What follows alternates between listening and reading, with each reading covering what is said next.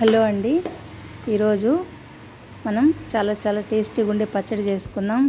మనకు అన్ని కూరలు బోరు కొట్టేసినప్పుడు, ఏమీ తినబుద్ధి కానప్పుడు, నోటికి ఏది సగించినప్పుడు ఈ పచ్చడి చేసుకోండి ఒకసారి. చాలా బాగుంటుంది. టమోటాలు మీ క్వాంటిటీని బట్టి తీసుకోండి, ఎన్ని టమోటాలతో అయినా చేసుకోవచ్చు అన్నమాట. తర్వాత పెనం పెట్టి ఆయిల్ వేసి, ఆయిల్ కాస్త కాగనిచ్చి అందులో కాస్త ధనియాలు, జీలకర్ర, ఉల్లిపాయలు, కొత్తిమీర, కరివేపాకు, పచ్చిమిర్చి వేసి, అలాగే వెల్లుల్లిపాయలు కూడా వేసి దోరగా వేయించుకోవాలి. మనం పచ్చిమిర్చి లేకపోతే ఎండుమిర్చితో కూడా చేసుకోవచ్చు అన్నమాట. మీడియం ఫ్లేమ్ పెట్టుకొని వేపుకోండి. తర్వాత అదే పెనంలో ఇంకాస్త ఆయిల్ వేసి, మనం సన్నగా తరిగి ఉంచుకున్న టమోటాలను కూడా వేసి మీడియం ఫ్లేమ్ మీద బాగా మగ్గనివ్వాలి.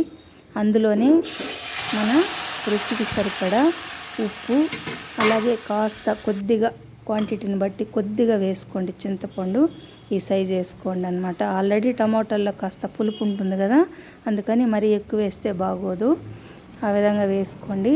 ఈ మిశ్రమాన్ని అంతా బాగా ఫ్రై చేసుకొని చల్లారనివ్వండి. చల్లారనిచ్చి ఈ విధంగా ముందుగా ధనియాలు ఇవంతా రుబ్బుకోండి. తర్వాత అందులోనే ఈ టమోటాలను కూడా వేసి మగ్గిన టమోటాలని రుబ్బుకోవడమే, అంతేనండి. పచ్చడి రెడీ అయిపోతుంది.